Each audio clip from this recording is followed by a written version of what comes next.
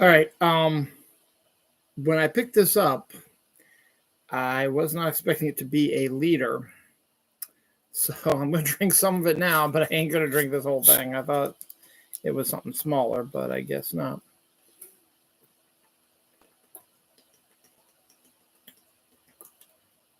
Uh, Hello, welcome to a brand new episode of Dylan Knows, episode 604, Conclave. Pope has passed away. Pope Francis died, age of 88, day after Easter, and today was um, the funeral. Conclave has been going on for the whole week, and there still has been no new pope yet, so that's kind of interesting. I just remember when Pope John Paul II died, it was a huge deal when they did conclave, and they every night CNN and all that kept saying, of course, I guess it's before social media and stuff like that, but they're like, okay, this is still no sign, because you have the smoke coming out of the chimney, still no pope, and then when the white smoke comes out, then you have a pope.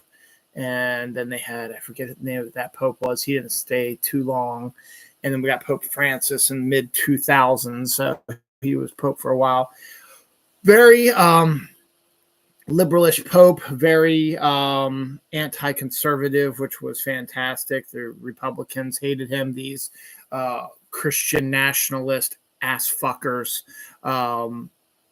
absolutely hated their ruler. Basically, the Catholic Church is run by the Pope, and these Catholic people claiming to be Catholics absolutely hated Francis because he cared about everybody, just like a certain someone else by the name of fucking Jesus. He cared about the poor. He cared about trans people. He cared about gay people. He cared about everybody. So Republicans got kind of fucking pissed about that, so they hated him. So of course, when he died, a bunch of those fucking morons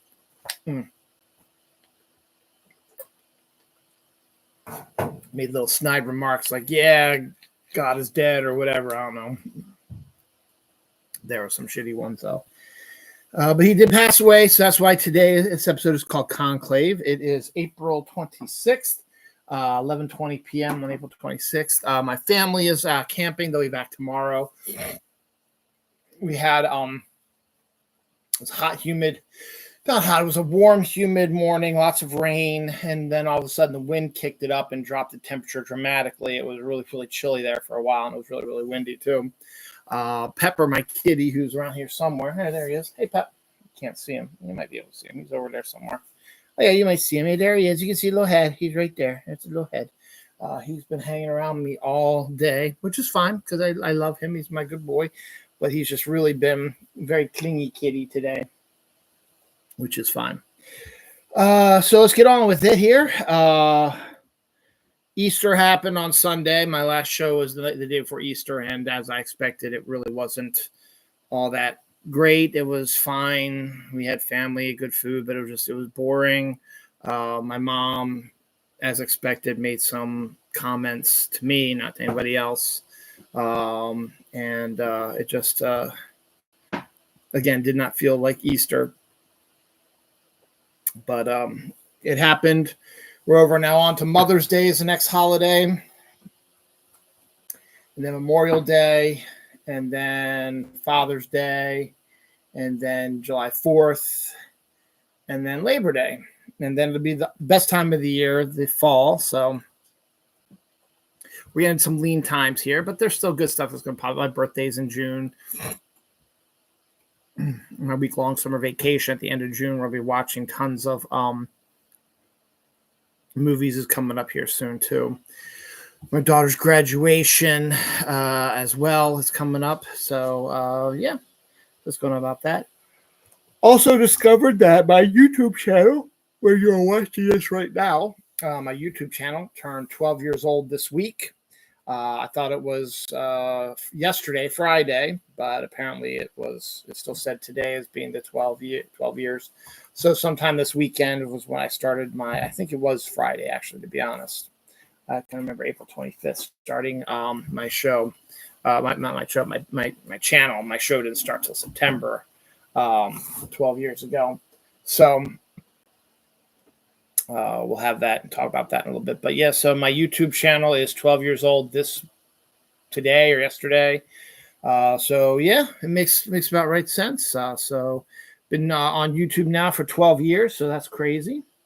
Today is also Alien Day, celebration of the movie Alien and Aliens with the xenomorphs and stuff like that. It's pretty cool. It was also the NFL draft this week. Just finished today. Ravens picked up some interesting players. They look like they really did a good job of the draft. I think they're going to get a good grade on their draft. I haven't seen anybody say anything was a terrible pick. We did draft our first ever kicker because of the Justin Tucker allegations. So he's going to compete, and we'll see what happens if the investigation finds Tucker innocent or guilty. They'll make decisions then. But at least they have a backup now if something does happen and Tucker's gets suspended or thrown out of football or whatever. So there's that. This upcoming week should be interesting. Next weekend, we enter into May. This is the last weekend in April. So this is the last episode of Dylan Knows in April of 2025. I will not be doing another April episode until 2026. And that Dylan Knows episode may be a top 10 or something might pop up over the next couple of days. I don't know. Probably not. But this upcoming weekend, we have May 2nd is the arrival of Thunderbolts, which I've been dying to see and excited to see. And we'll talk a little bit more about Thunderbolts in a little bit. So I'm excited to see that. Free Comic Book Day will be on Saturday the 3rd. So that'll be interesting. It's a great celebration. I went to my comic shop for the first time in months today. Picked up Spider-Man versus Predator, one of many books I bought. So that's interesting. And then May 2nd also, not only is it Thunderbolts, but May 2nd is also the new season of Fortnite, which we'll talk about also a little bit. It's definitely an interesting one, so we'll get there in a little bit. So we got an interesting week coming up. My mom's birthday is also on, let's see, May 7th is tomorrow. Tomorrow is Vanilla Community Day for Pokemon Go, so that's fun too. So that's the 27th. Hey, Pep. Let's see, 28th is Monday. 29th is Tuesday. So the 30th is Wednesday. So my mom's birthday is on Wednesday. So an interesting week coming up. And then my wife and son are going camping next week. Next week is Camporee, which is a fun thing that they do. But my son will be doing his last weekend of NYLT, which is a training thing in a different campsite. So that'll be interesting. My daughter will not be going to either. She's going to, it's not her school prom, but a friend of hers, her and a bunch of her friends are just going to go to the prom and hang out. So my daughter will be going to that.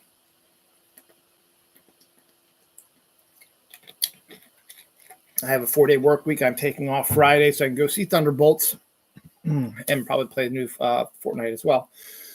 So a lot of interesting things coming up here. So that's what we got going on there. So what are we going to talk about now? Let's start off with the box office right now. This is just projected box office right now. But Sinners appears to have only lost about 10% of their gross from last week. They look like they are up there to get $42 million this week.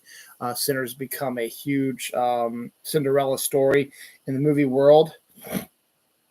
And a good sign that maybe movie theaters are getting healthy again. But there's also another good sign is that we're now looking at a 3rd or 4th re-release, which is doing extraordinarily well. The Revenge of the Sith, Star Wars Episode 3, Revenge of the Sith, got re-released for its 25th anniversary. And not 25th. No, it wouldn't be 25th because they didn't come out in 2000. They came out in 2004, didn't they? 99. 2005, 20th anniversary. Okay, their 20th anniversary. And it's on par to make $25 to $30 million. If that holds up, it will be the highest grossing re-release of all time. But as I said, Interstellar's IMAX re-release was a huge hit. The Princess Mononoke re-release on IMAX was a big hit also. So re-releases are becoming a big deal again also. So don't be surprised if you're going to see a little bit more of them coming out. They're going to be doing more of these re-releases over a period of weeks and not just like 1 or 2 episodes. There's some movie theaters that are doing just special showings of things for a day or two, like Monty Python, The Holy Grail has only 2 showings coming up in early May. It's like May 4th and May 7th, something like that, for the 50th anniversary of that. You'd think maybe they would put that in the movie theaters and have it out there for a week and put in like thousands of theaters, but no, it's only going to be in a few select theaters for a 2-day period, and that's going to be about it. So probably won't make any money, but it's, re-releases seem to be doing pretty decent in the world, so that might be something new as well. So on that note, the Netflix head big boss said that the streaming services has saved Hollywood. And I kind of agree and kind of disagree with a little bit. Everyone can complain and argue over the movie theater experience to that of the home experience. I've talked about this a million times. But Netflix has helped Hollywood by creating movies that are only available on Netflix, which gets people to buy the streaming services and makes them unique. And also is willing to offer up home experiences because of what happened with COVID. We wouldn't be having this discussion if COVID would have never happened, because COVID really brought this situation to light when movie theaters were closed and people had to stay at home. And then they realized that, hey, we kind of like watching movies from home because we don't have to worry about something. I talked about that a million times, but the Netflix boss has come out and said that this week. And of course, the pro movie theater people are coming out and screaming at him, saying he's a liar. And the pro streamers are like, no, you got to listen to him. So again, more war words. The movie people are crazy anyway. So we'll see what happens, but I have talked about it, but I just want to mention that as well. The big news today is Wrexham, the English football team that was just not very good and was just sort of going through just going through it and not really getting too excited about doing anything, not being really good. When Ryan Reynolds and his buddy Rob McElroy decided they wanted to buy the team and try to bring it back to life, and they did, creating a TV show, putting lots of money into it, getting a lot of exposure to English football Premier League stuff. And Wrexham has been elevated a record 3 times after they made it to the Championship League today. So no Premier Soccer team has really done it in that fast of a fashion that Wrexham has done it. So it was a big deal going on there. I know a little bit more about this because we have watched Ted Lasso, so I do know a little bit more about what's going on and what they're talking about. But the fact is they came in and the team moved up from relegation 3 levels quicker than any team really ever has. So, there's something to, good ownership and bringing to light certain things about certain teams to get people excited about it. Emma Mackey has been cast as the White Witch in Greta Gerwig's Narnia film. So it looks like they're probably going to be doing The Lion, the Witch, and the Wardrobe again. Though what I was thinking about that, they should just call the movie Narnia and just sort of throw like everything from the Narnia books into the one movie. and you can tell a cohesive story. You just have to have a good writer to do it.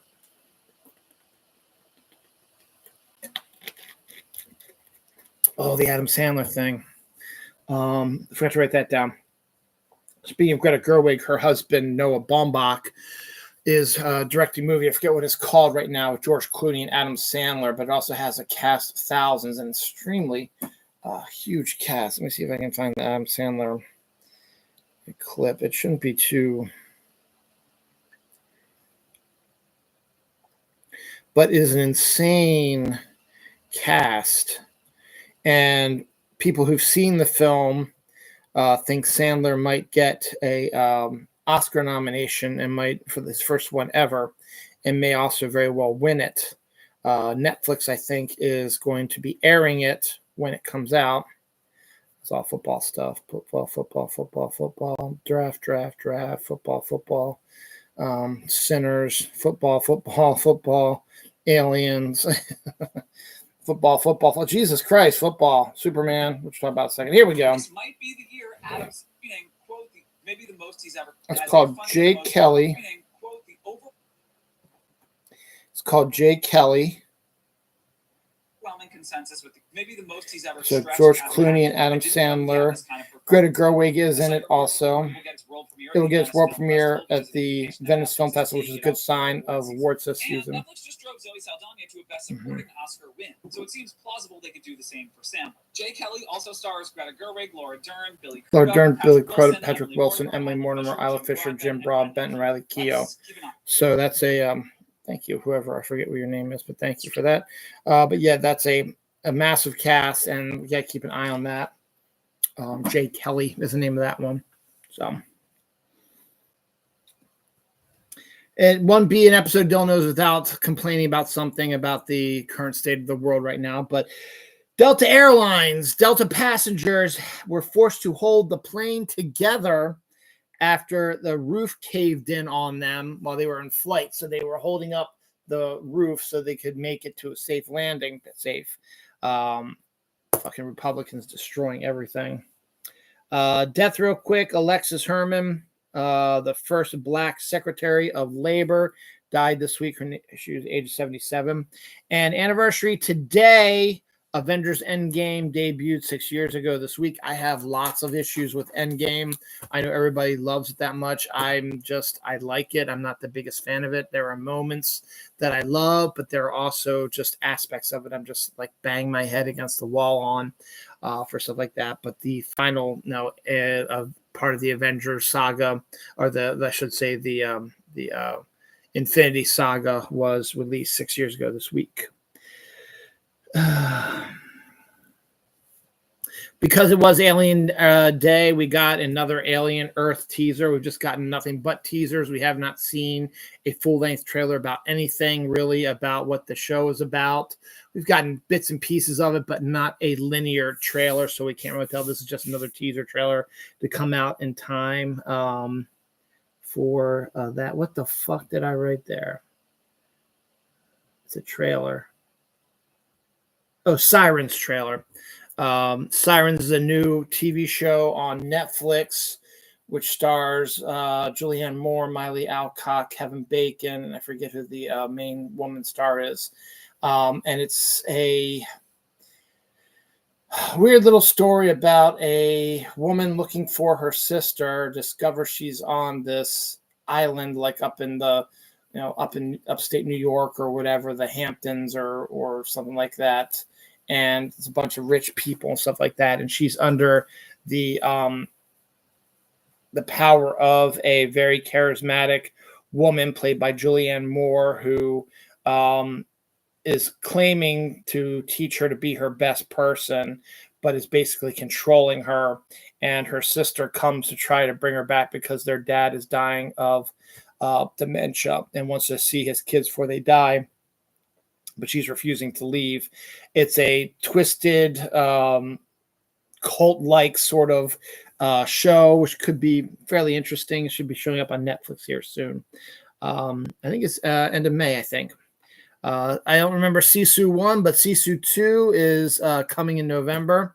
So for people who knew about Sisu 1, Sisu 2 is coming also. Mountainhead trailer from the creators of Succession. We get our first full trailer. It's about four of the richest people, Jason Schwartzman, Steve Carell, and I forget the other two, who are doing their annual meet at on a ski slope where they drink and play cards and discuss things. And they're the four richest people in the world, and they have discussions and stuff like that. But they discover while they're up there that there is unrest begins to happen in the world while they're up there, and it's due to some of the stuff that they did, and they're exasperating. Like one person is like supposed to be Elon Musk, who runs like a Twitter account that's really sort of exasperating this sort of type of problem. So they have to try to figure out what they're going to do to try to save the day. But it's rich people acting like assholes. So we'll see how that goes.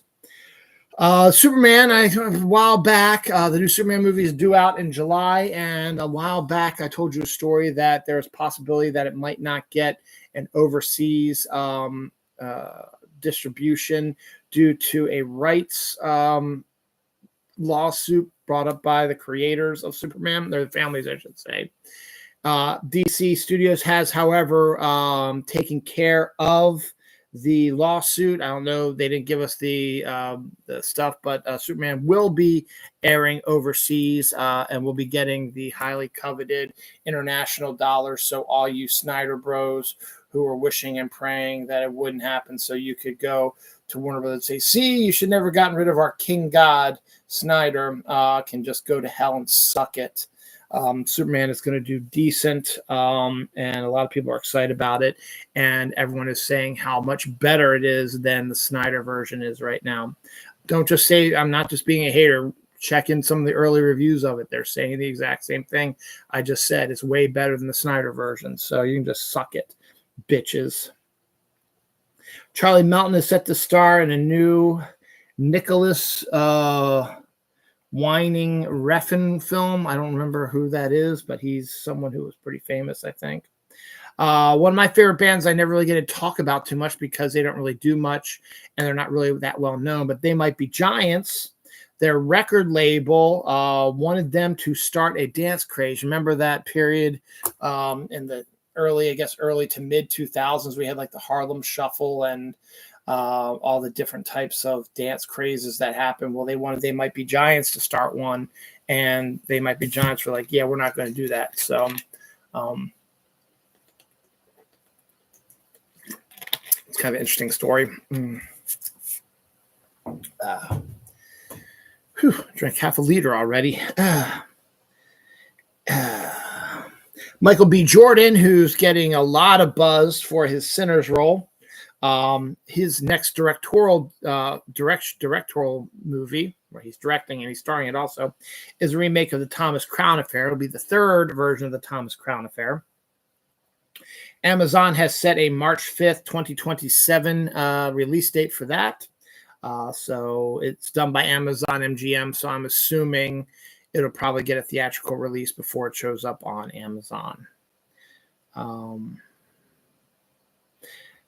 I talked about, I went to the comic shop today to pick up Spider-Man versus Predator #1. They are going to be releasing a Predator Kills the Marvel Universe comic. They've done multiple ones where they've said the Punisher kills the Marvel Universe and Deadpool kills the Marvel Universe. So it's like a bunch of different episodes where all your Marvel superheroes die in crazy ways. It's not canon, so on and so forth. So they're going to bring the Predator in and actually have him actually defeat everybody. Because, in Spider-Man versus Predator, that Spider-Man's still going to beat the Predator. But in this, he won't. Some new food. Actually, before we do that, Jesse Plemons has jumped on to the Hunger Games prequel as young Plutarch, who was played by Philip Seymour Hoffman. So we'll get to see that's a decent, actually very decent casting on that end. There is other Hunger Games prequels news coming up, but I'll get to that in a second. I have it listed elsewhere. I could do it now, but I'll just wait till I get to the other stuff. So summertime's coming. Yay. I hate summer. If it's not too hot, it should be okay then. But that's never the case. But Utz Potato Chips have decided to jump into the lemonade-flavored potato chip business. The limited edition lemonade-flavored potato chips are going to be out in stores. Might already be out. Someone already spotted them at Giant. I haven't seen them yet. Going to try it. Should be interesting to see what a lemonade potato chip sounds like. But it tastes like. It's going to sound like a crunch, but what it's going to taste like. The Milano cookies they have a flavor that hadn't been seen for a while called London Fog, which is a cookie that has the essence of Earl Grey and vanilla cooked into it. So that's kind of interesting. Chips Ahoy's summer cookie is going to be the chewy ice cream sandwich cookie. Now, it's not going to be an ice cream sandwich that you eat from the freezer and stuff like that. No, this is the chewy Chips Ahoy cookie, which is the best cookie, filled with vanilla cream inside, like ice cream sort of thing. And it's just going to be like just biting into like an Oreo, but it's going to have the cream in it, and then it's going to be with a chewy chocolate chip thing. Could be pretty good. It looks pretty good, so we'll check that out definitely. The luscious Sydney Sweeney has been cast in a video game adaptation, Spirit Filter, from the Deadpool Wolverine writers and John M. Chu directing. That is not the only video game thing Sydney Sweeney is going to be working on here, but I'll talk about that in a little bit as well. Small Soldiers, the great Joe Dante film from the 90s, is getting a 4K release this summer. It had one of the last appearances of Phil Hartman, who plays the father of Kirsten Dunst's character, which is very funny because Kirsten Dunst did the voice for Kiki in the English dub of Kiki's Delivery Service, and Phil Hartman was the voice of her cat Gigi. So to have them cast as father and daughter again, and interesting. It's a fairly interesting movie. I haven't seen it in a while, but I do remember liking it. Jay Moore's in it as well, and my girl Sarah Michelle Gellar voices the Barbies that come to life. Basically, the premise is there is a microchip that gets implanted in toys and makes them come to life, almost like AI sort of stuff. And they implant them into army toys led by Tommy Lee Jones's grizzled toy commander, who goes to try to take over a small town. And the only ones who can stop them are the alien races that also have chips in them, with the lead alien being voiced by Frank Langella. I forget who the boy was, and the father was someone famous. And I forget if there was anybody else of interest in there as well. I can only say Dennis Leary's in it, but don't quote me on that. But it's a great film. It's a Joe Dante film. It's a lot of fun. It's getting a 4K release. Willa Howard and Paul Sveals will be in the Mortuary something, which is also a video game adaptation. The Mortuary's Assistant, I think, which is a video game adaptation. So they're going to be doing that. So that video game adaptation may be going up against the luscious Sydney Sweeney's video game adaptation as well. Greyhound sequel with Tom Hanks following a World War II submarine or aircraft boat, is going to start filming next year. So we're going to get a sequel to that.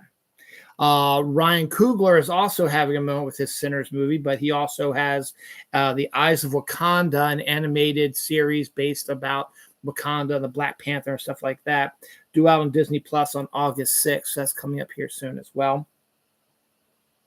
Fortnite's next season, which starts on May 2nd, is a mini season going through mid-June for about a month. It's only going to go about for about a month. And it's going to be a Star Wars themed one. And basically the Empire is going to take over the island, and you're going to have to be playing as the rebels to try to stop them. The Battle Pass has Emperor Palpatine, a new version of the Mandalorian, Darth Jar Jar Binks. If you know the story behind that, there's a reason why he's in it as well, and a few other ancillary characters. I don't think I know Qui-Gon Jinn's going to make an appearance, as is Mace Windu. Don't know if they'll be part of the Battle Pass. You're going to have to buy them in the shop separately. General Grievous also is supposed to make an appearance too. There'll be Star Wars locations like Mos Eisley's Mos Eisley itself, not just the cantina, but the Mos Eisley itself. They did something sort of similar to that when the Mandalorian first appeared in Fortnite around, I guess it was season 2, chapter 5 or 6, something like that, maybe 6. And so they did something like that then too. There's going to be a couple of other Star Wars centric POIs. Lightsabers coming back. You'll be able to customize your lightsaber. You'll be having more Star Wars powers, like different Force powers and stuff like that, will be coming back as well. New weaponry, stuff like that. So we got a lot of stuff coming out. Looks kind of interesting. So we'll see how that rolls. That's rolling out on May 2nd. So on Friday, we're getting our Star Wars theme. So if you're a Star Wars fan, you haven't played Fortnite in a while, or you've never played Fortnite, you're a Star Wars fan, May 2nd would be a good time for you to join up now.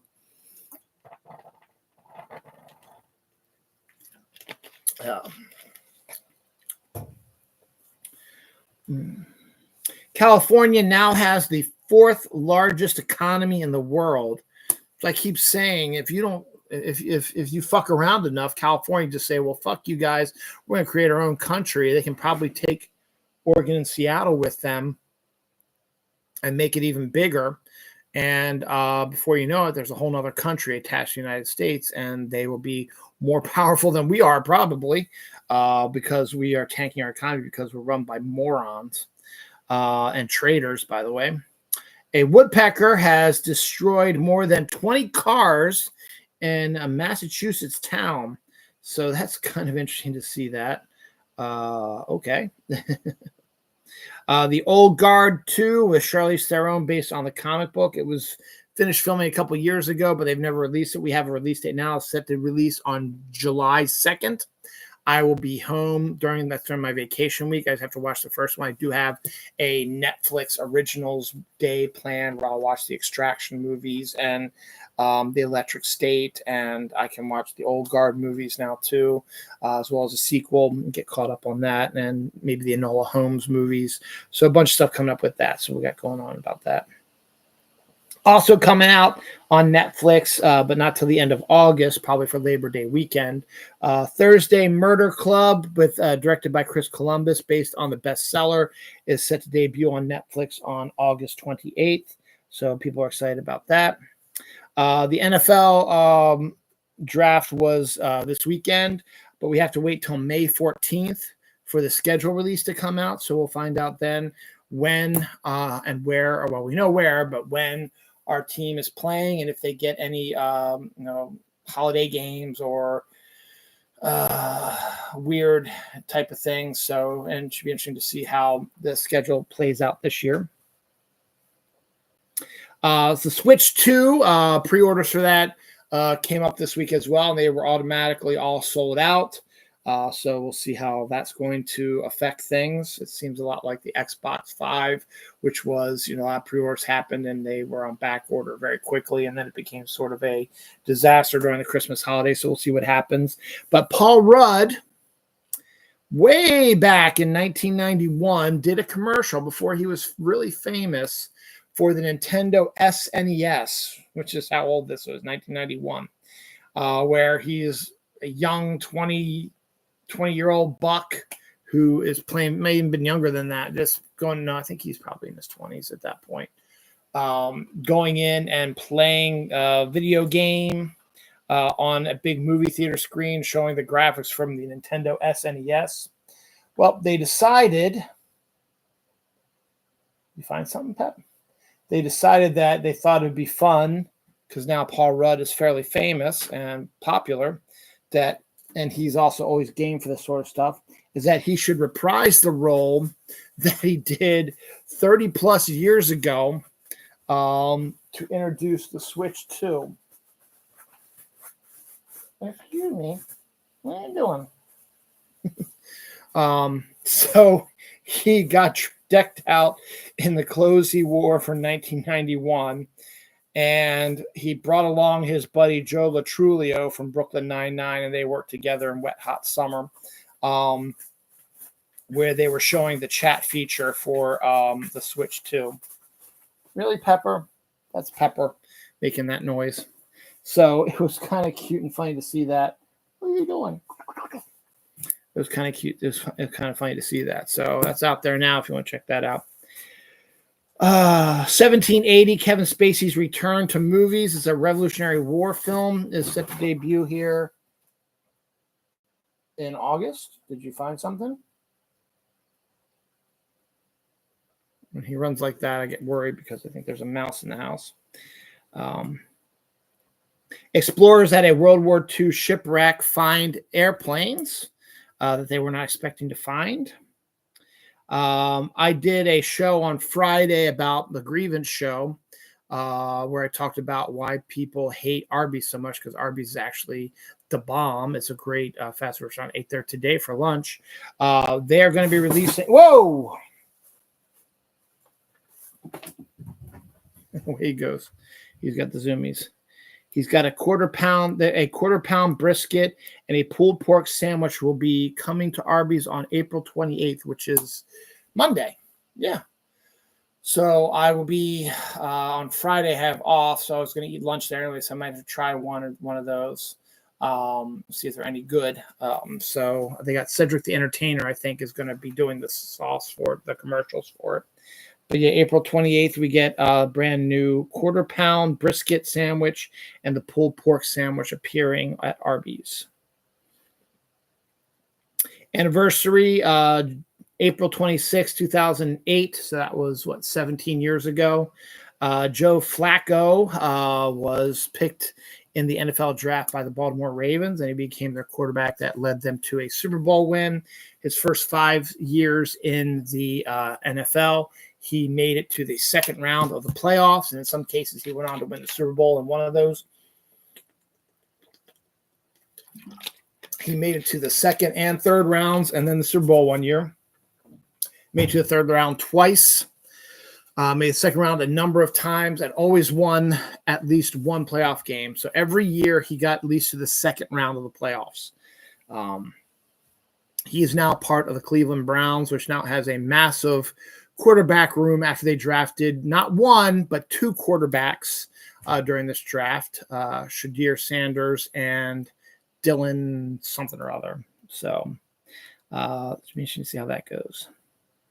What are you doing, Cat? He's at the zooming mode. Deaths, Laura Park Lincoln, Friday the 13th, Part 7 actress, passed away this week. Virginia Giuffre was one of the abused by Epstein, was found dead by suicide in Australia, though it seems a little off. Harold Hare, a Negro League pitcher, passed away this week as well. And Walt Jocketty, a hugely popular and well thought of executive for the Cincinnati Reds and St. Louis Cardinals, passed away this week as well.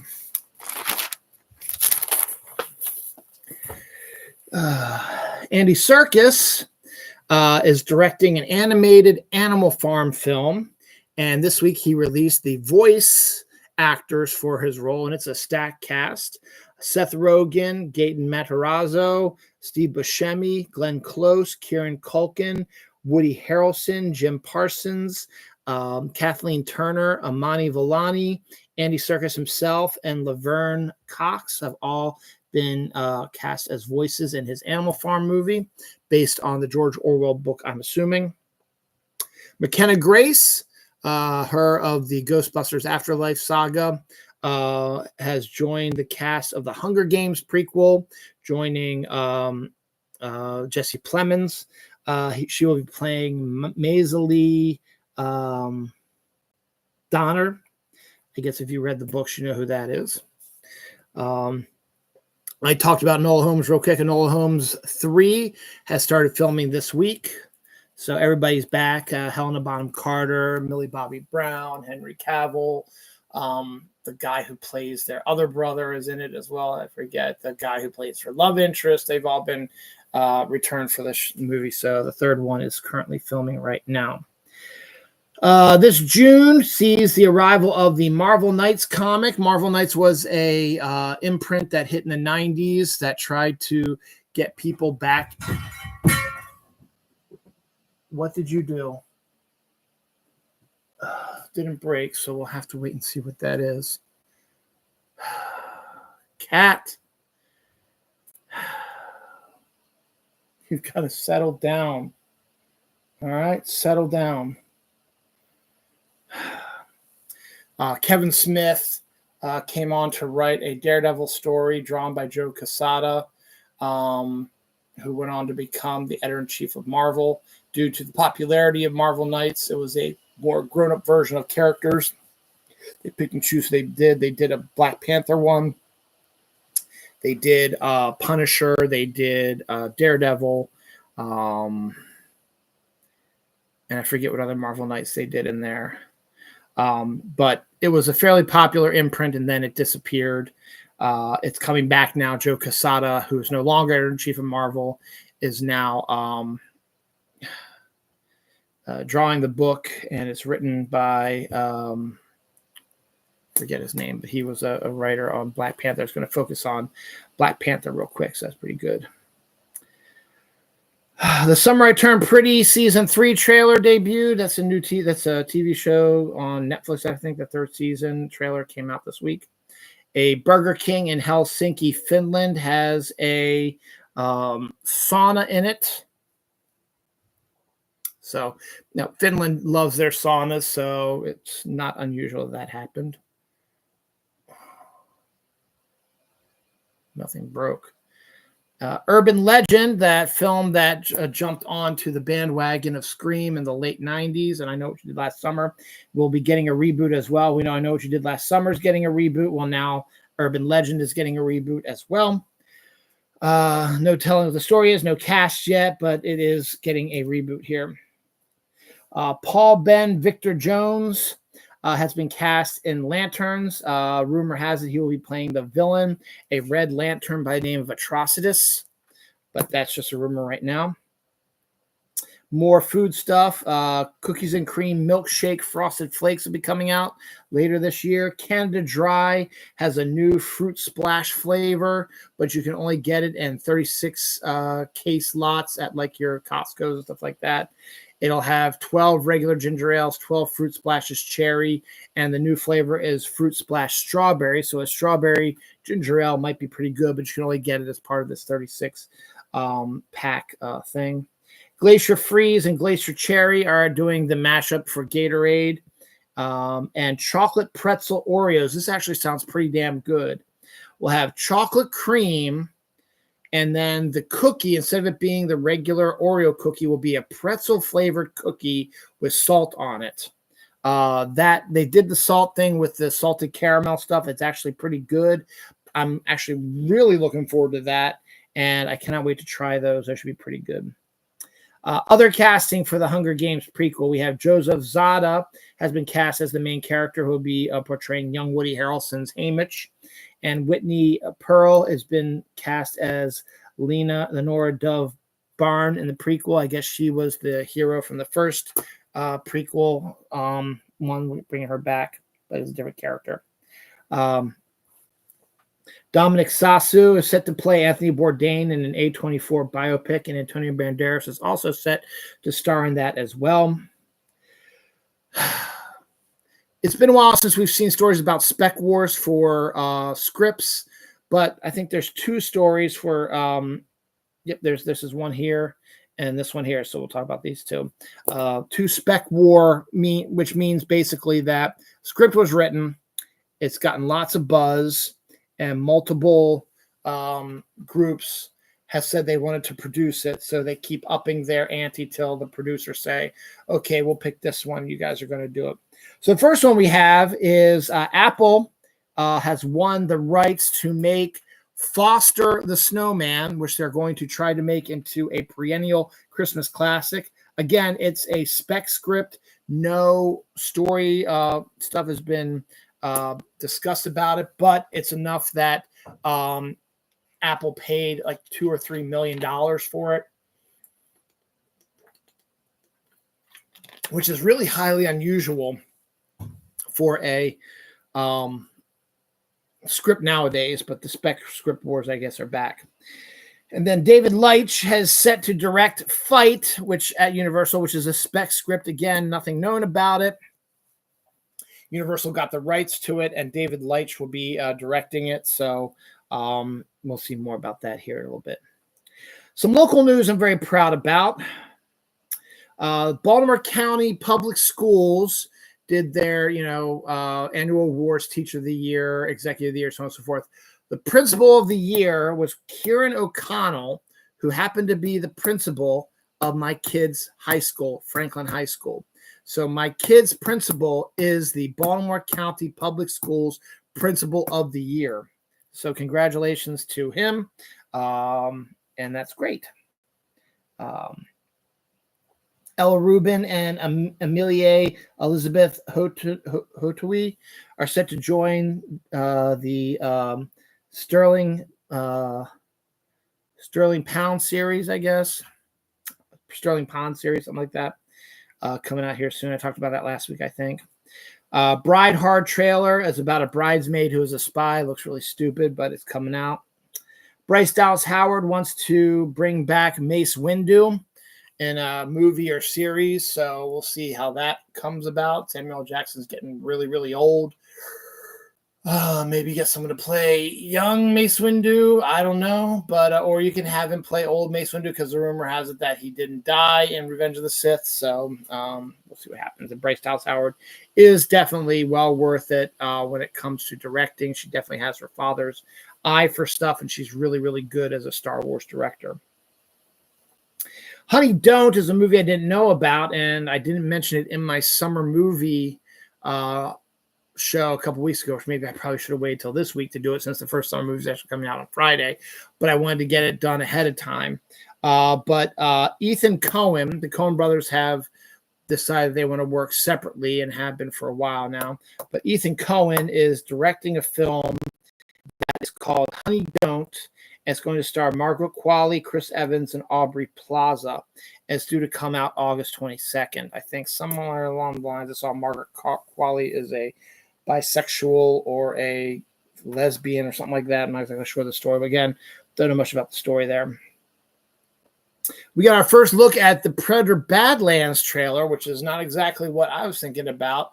When they first announced Predator Badlands from the director of Prey, you almost assumed that they were going to have it set in the North Dakota Badlands. Well, that is not the case, and it's better for it. Dan Trachtenberg, who is the director, really is getting the Predator aspect and did a Predator movie set during the Native American time, which is what Prey is. Predator Badland brings us to a science fiction apocalyptic world. Doesn't look like it's Earth. It looks like a post-apocalyptic world where a young predator is teaming up with what appears to be a young female android played by Elle Fanning from the Wutani group who does the Alien stuff. So it's going to be a little hint at an Alien crossover with Predator. She teams up with a young predator male who decides to go after an unkillable creature, which has caused this post-apocalyptic destruction to this world he's on, or his world, or something like that. Looks pretty interesting, looks different and unique. Not out till November 7th, I believe, but it looks decent. And Dan Trachtenberg is getting a lot of mucho respect from, everybody, as particularly now that it's not just rehashing, you thought, okay, Prey, Native Americans, it makes sense to drop it to the middle of the Wild Wild West Badlands, which would still be kind of a cool movie, but to completely change it around and set it way in the future or even on another planet and have a connection to Alien is outstanding. And the rumor has it also that Fetty, forget his name, Fetty, who directed Alien Romulus, him and Dan Trachtenberg have been talking about an Alien Predator movie that Fetty would direct the Alien portion, Dan would direct the Predator portion, and they would combine and edit together and direct the movie together and make this movie, Alien vs. Predator. Fetty said that he's going to be adding some Predator stuff to the sequel to Alien Romulus, so it's a good sign now with the Predator, with Elle Fanning appearing to be one of the androids, appears to be a good connecting thread between the two that could cause a new version of Alien vs. Predator, because there really hasn't been a good version of it yet. So we'll see. But definitely think Predator Badlands is going to be a huge hit. Coming in November is probably the best time for it to show up. So congratulations on that. Chad Michael Collins is set to star in Recoil, which is a supernatural war thriller, and that alone sounds like a neat idea. Supernatural war thriller. Something takes place, supernatural that takes place during a world war is really cool.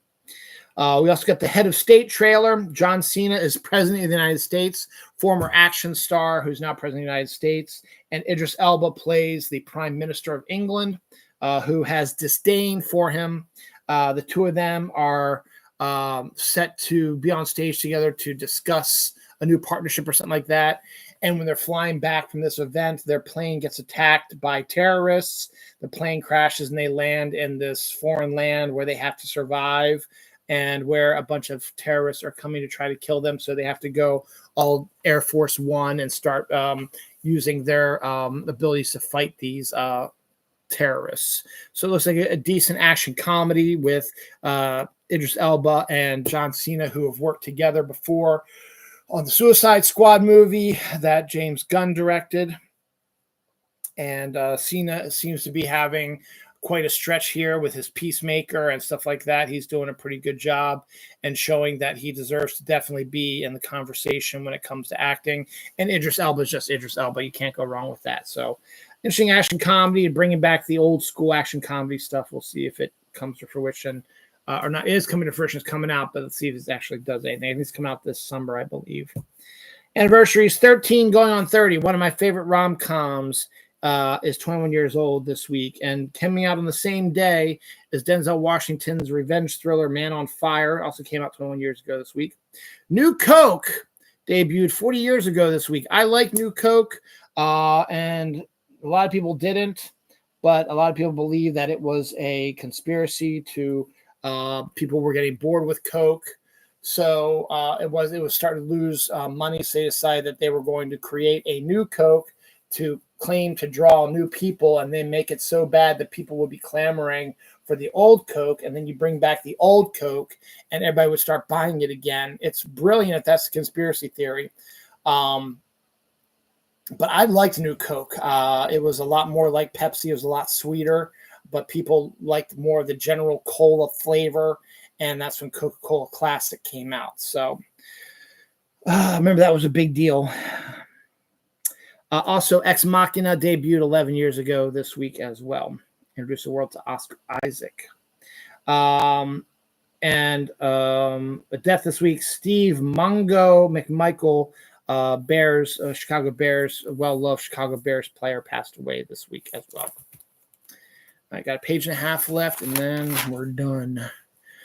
This is big news. The Wednesday Season 2 trailer. We finally get our first look at Wednesday Season 2, and it definitely looks like that they took Jenna Ortega's threat to heart. Jenna Ortega was did not like the love triangle story that permeated through Wednesday Season 1. And to make some changes, Jenna Ortega decided to take over as producer. And she said, the first thing we're going to do, we're going to 86 any love triangles. Plus, it also helped that one of the people involved in Love Triangle got involved in some bad business and got kicked off of the show. She went to revert back to a horror aspect. And if this first trailer is any indication, we are definitely getting a big, more horror vibe to it. Still some good comedy in it. Emma Myers returns. She's briefly in the trailer. It just focuses more on Wednesday and her story, and also looks like the Addams family will be playing a little bit bigger role in this season as well. So we'll be seeing more of them too. Are you playing with the bag? Yes, you are. And looking forward to that now. They're doing what they did with Sandman. So last week I talked to you about the Sandman trailer.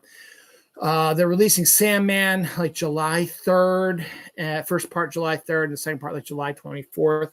They're doing the same thing with Wednesday. Wednesday part 1 is debuting August 6th, and part 2 will be debuting September 3rd. I'm also betting that Stranger Things is going to do the same thing also when their season 5 is announced. Tadam is at the end of May. I'm assuming that's where we're going to see the first trailer and the dates for Stranger Things season 5. I don't think they're going to release it before then. So they have something to talk about at Tadam. So Wednesday season 2, we get our first look at it. Definitely take a look at it. It looks interesting, looks like fun, and it is coming this year. Mission Impossible's final film, supposedly, is due out in May, about a few weeks, about a month from now. And we got our first look at how long it's going to be, and it is taking the Endgame route. Endgame was close to 3 hours long. Mission Impossible's final movie is 2 hours and 49 minutes long, so it is also close to 3 hours. But I guess if you're trying to end a series, much like they were doing with Endgame, you need the time.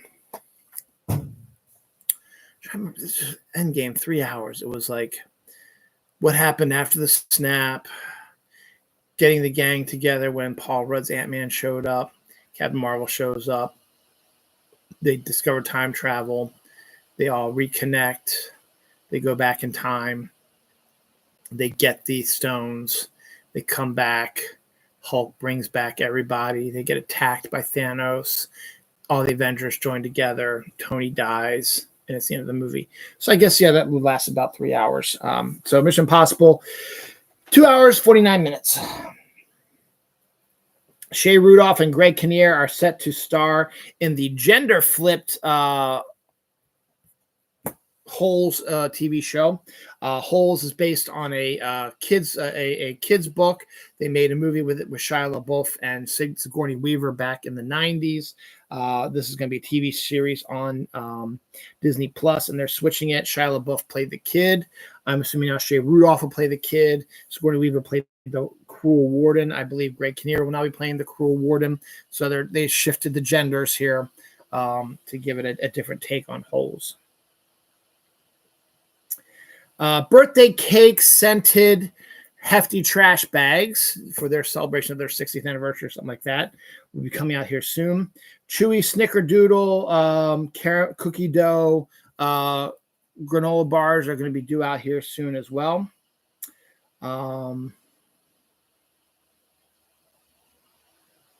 Neil Diamond tribute band movie Song Sung Blue with Hugh Jackman and Kate Hudson has a release date. It'll be releasing on Christmas of this year. So we'll get Hugh Jackman and Kate Hudson in a romantic musical comedy about a Neil Diamond tribute band called Song Sung Blue. So it'll be pretty interesting to see how that's going to go. Tom Ellis, late of Lucifer, has joined the cast, or is actually going to head up the cast of CIA, the spinoff of the FBI, hugely popular FBI TV series. Marvel will be releasing a swimsuit special 30 years after the last one. It was a controversial one where the comic was just, they did mostly women. It's probably 90% of the characters in swimsuits were women, drawn sexily in their bikinis and soaking wet and stuff like that to give young boys hard-ons, but they threw in a couple males here and there, and it sort of became a controversial thing because there was no story to it. It was just the swimsuit issue, basically. So it was just artists were just doing cheesecake drawings of their favorite characters, Scarlet Witch and Storm, Invisible Woman, all that, and skimpy, near no clothing with the big booty and the big breasts and stuff like that. And again, as I said, occasionally you might see a male here and there pop in. So they can bring it back, so we'll see how that actually works out.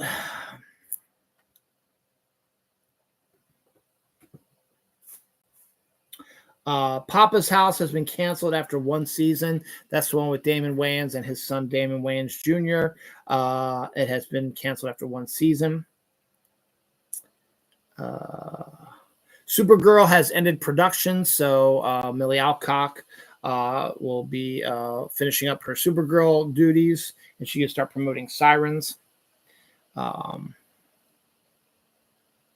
The White Yelena Widow and the Winter Soldier skins will be coming to Fortnite on April 30th in time for the debut of Thunderbolts.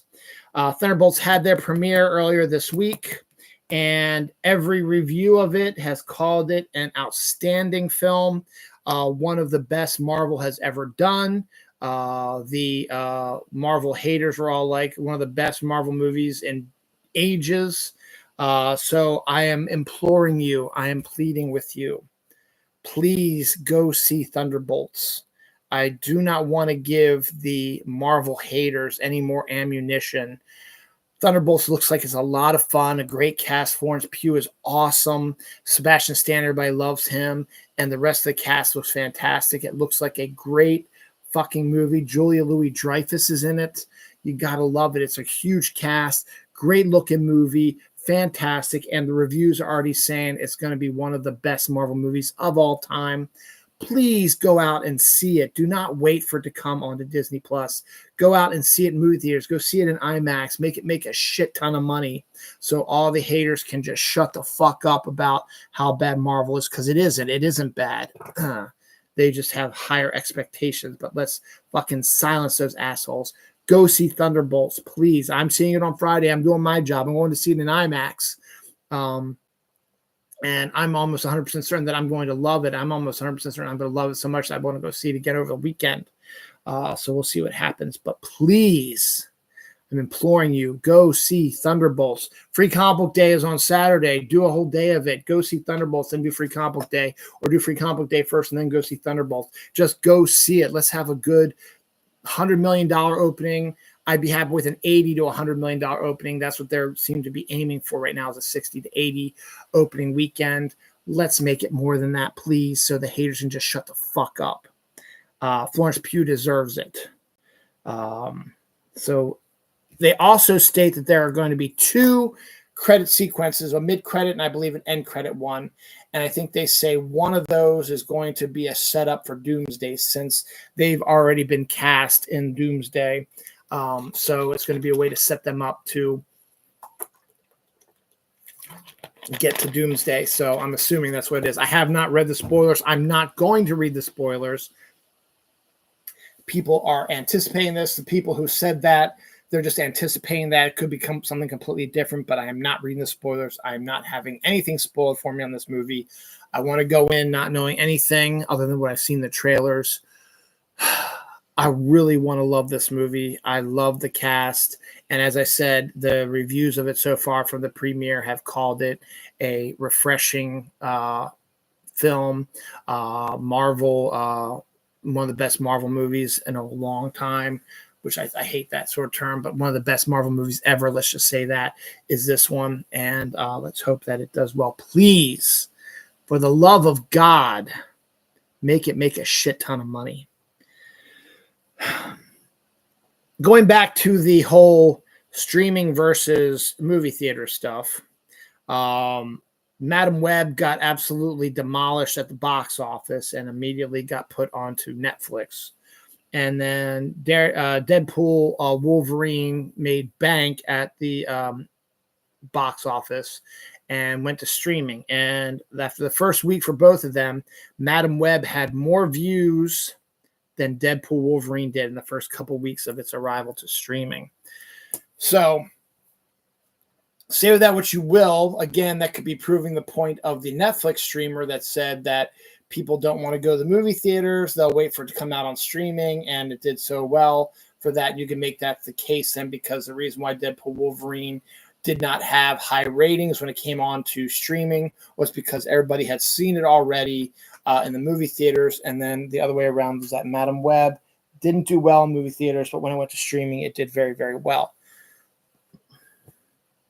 I still haven't seen it. That's going to be part of my week when I'm off from work. I'm going to see that as well.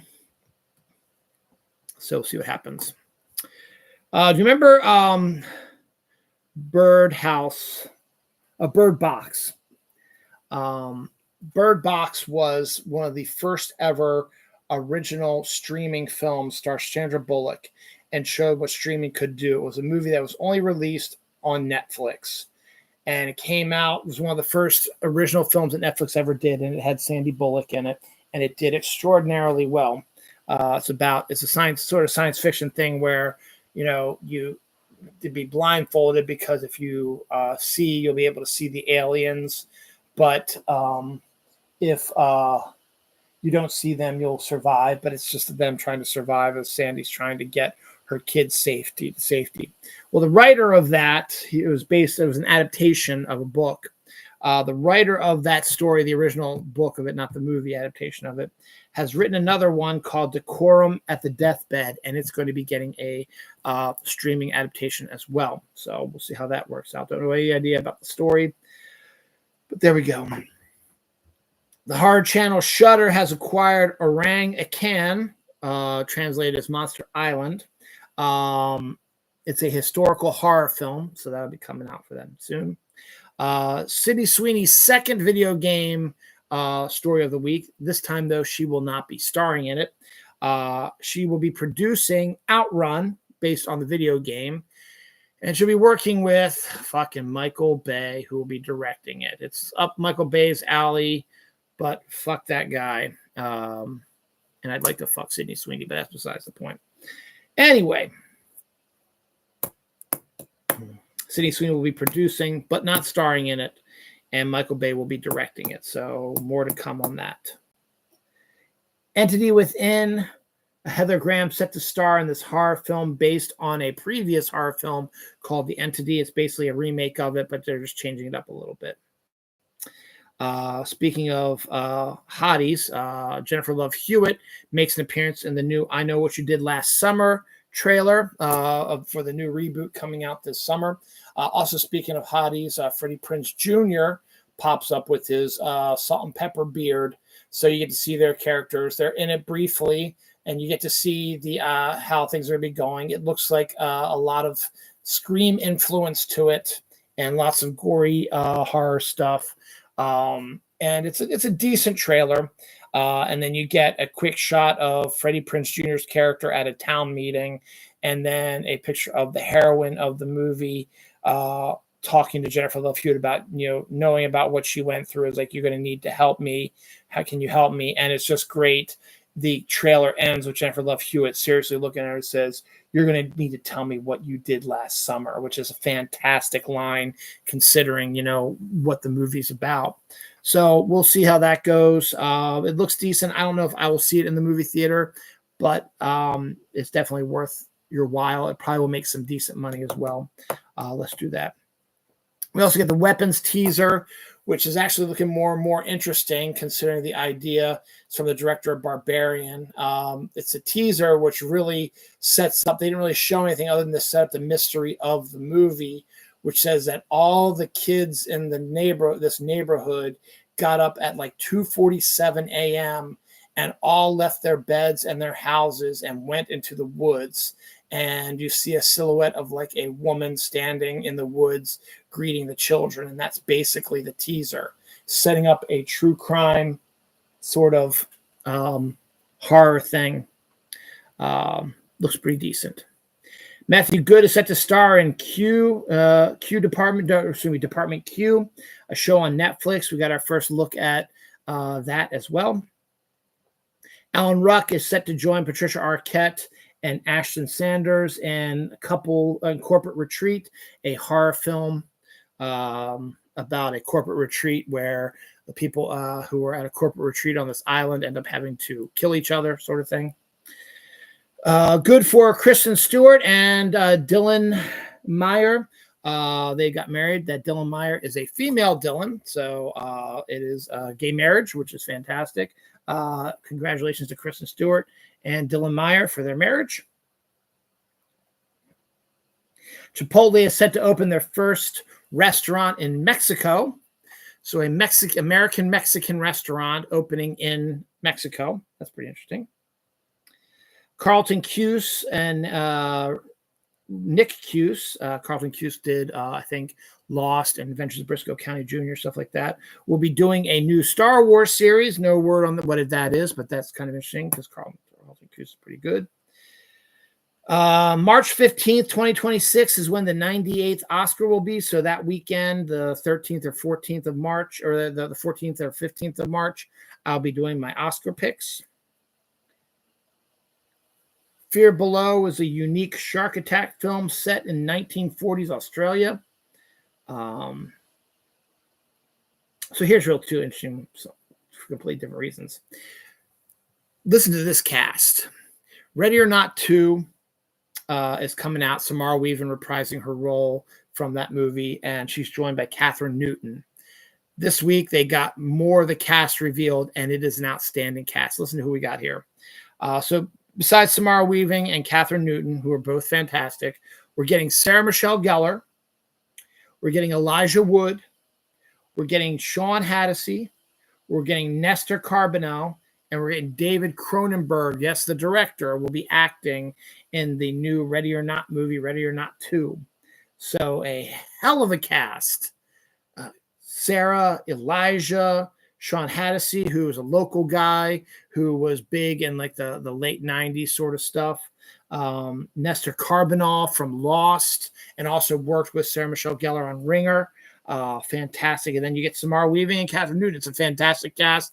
It's going to be an awesome film. So keep an eye on that one. I think it's due out probably next year, probably. And this is a really cool story. Steven Spielberg dropped out of college to pursue a film career. Probably a really dumb mistake, don't you think? Yes, I'm being sarcastic. But Steven always wanted to get that college degree. So he got to a point in his life now where, or he might have been doing it soon. I don't know how many years he had left to graduate or whatever, but he went back to school. He went to California State University, which I think is where he originally went to before he dropped out to make films. And he graduated with a degree in, where is that? Degree in film and electronic art. To fulfill his graduation requirements for 2 separate classes, he had to do a project to pass his course. So for one of his courses, he produced Jurassic Park as his project. He did direct it. Might have been 30 some years ago, but he still fucking directed it. And that was well enough. He passed with that. And then one of his other courses, 93 was a good year for Steven Spielberg. For another one of his courses, he released his Oscar award-winning Schindler's List as his project. Passed that class also, as he should have. So he used 2 of his biggest movies, the one that won him the Oscar and the one that most people are going to know him for besides the Indiana Jones movies and Jaws for the most part. Well, for a lot of films, but a lot of people know that.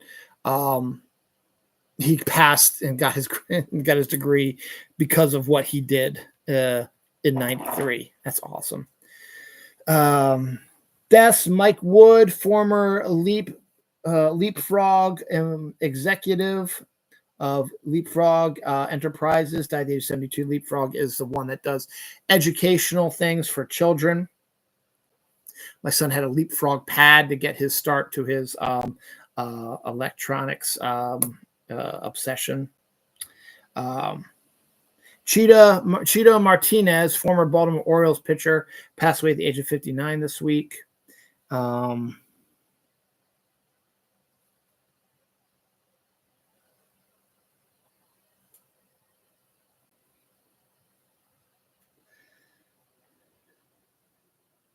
Mike Perkins, I think, the host of Sunday Night Football, passed away this week as well. It was Mike Perkins, is his name. Down to our last half of the show, and then I'm going to go upstairs, see what the cat knocked over.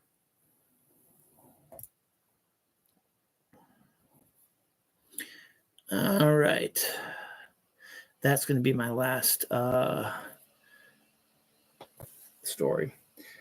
New teaser for the Toxic Avenger. Did not really show anything of the Toxic Avenger. Just showed a bunch of people being affected by like chemicals and stuff like that. 6 Maryland Terrapin football players were drafted, the most ever for the Maryland Terrapins team. So good for them. Congratulations to them. Norman Reedus is set to join Pendulum, a horror film with Joseph Gordon-Levitt and Phoebe Denevere, directed by Darren Aronofsky. Before I get to the final story of the week, anniversaries: Hot Fuzz, 18 years ago this week. Basketball Diaries, 30 years ago this week. And Silent Hill, 19 years ago this week. So our final story this week, Keanu Reeves is set to play the villain in a Weezer mockumentary film. Yes, the band Weezer. The mockumentary film storyline takes you back to the early 90s, where a war between Weezer and Keanu Reeves' band Dog Star kept going, fighting for, listeners and, doing stuff to prank the other one, stuff like that. But Keanu Reeves and his band playing the bad guys, and Keanu Reeves himself playing the bad guys in a Weezer movie is fantastic. So that's it I got for today, just after midnight on April 27th. I just want to see if there's any last storylines.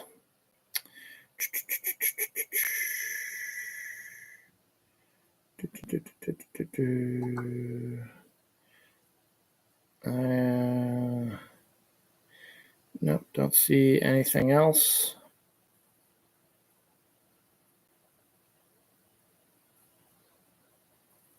Yep, so that is it. Anything else that comes up, we'll have to wait till next week.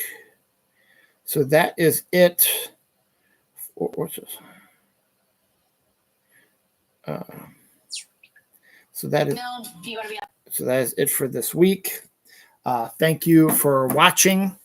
Let's hope by this time next week we'll have a new Pope. Next week I'll have my Thunderbolts review, free comic book day stuff, Fortnite new season. I forgot right now. Fortnite new season.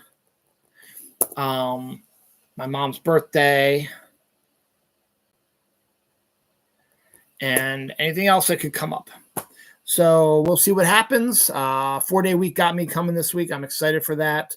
Excited for Thunderbolts. Excited for Free Comic Book Day. Excited to be finally done with April. So let's get that out of the way. We're not done yet. We still have 4 days technically to go. 27th, 28th, 29th, 30th. So 4 days. And let's welcome May next week. All right, time to go upstairs and see what the cat knocked over.